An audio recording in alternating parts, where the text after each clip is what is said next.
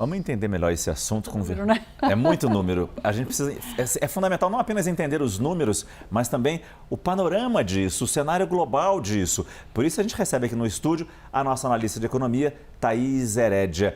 A princípio, a reação do mercado, a reação das ações da Petrobras, por exemplo, depois desse anúncio. Thaís, boa noite. Oi, Márcio. Boa noite para você, boa noite a todos.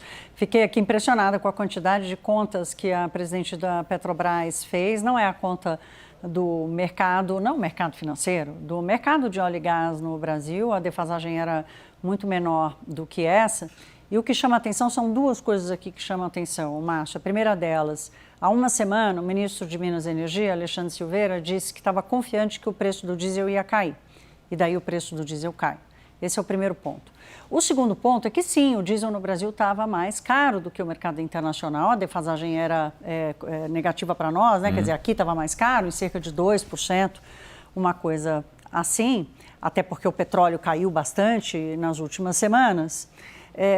Mas a política de preços adotada pela Petrobras no governo Lula é uma política sem transparência e durante 1 ano e meio que eles não mexeram no preço do diesel, a volatilidade do preço do combustível lá fora foi muito maior, a defasagem, ou seja, o preço aqui dentro ficou mais barato, até quase 30%, desculpe, mais caro, até 30%, não, mais barato, até 30% mais barato aqui.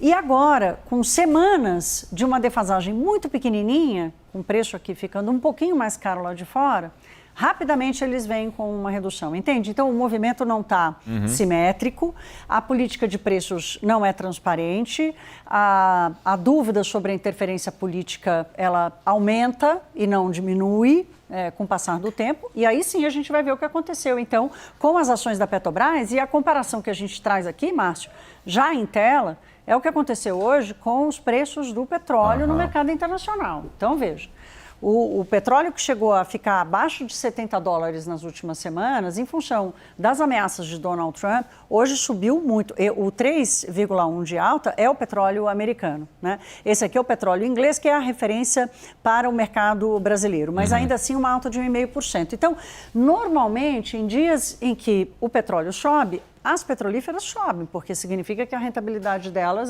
vai aumentar. Não foi o caso da Petrobras, hoje essa reação se deu em função dessa desconfiança da interferência política. Essa insegurança ou essa incerteza que vocês, analistas, têm sobre a política de preço da Petrobras, isso continua? Eu achei que já tivéssemos uma definição se íamos ter a paridade internacional ou se não íamos. Isso não está claro ainda.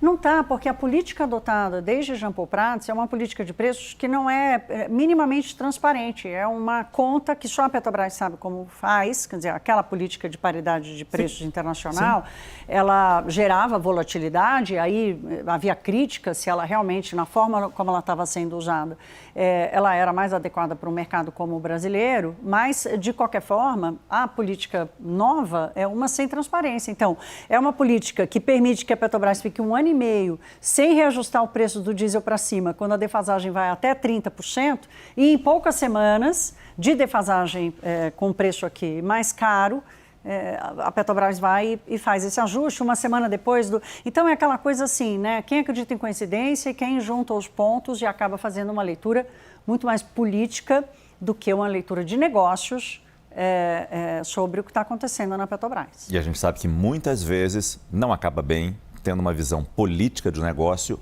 ao invés apenas de olhar valores internacionais, impacto no bolso das pessoas. Márcio, rapidamente, deixa eu só sobre isso que você disse. A Petrobras é um transatlântico. Hoje ela é uma enorme exportadora de petróleo. Diferentemente do que aconteceu lá atrás, no passado, quando o prejuízo de segurar o preço do petróleo chegou a 60, 70 bilhões de reais na Petrobras, hoje ela tem uma receita fortíssima das exportações. Portanto, o resultado dessa política pode demorar para aparecer e ele fica diluído nessa nova operação da Petrobras. Mas não é assim que se espera a gestão da maior empresa do Brasil.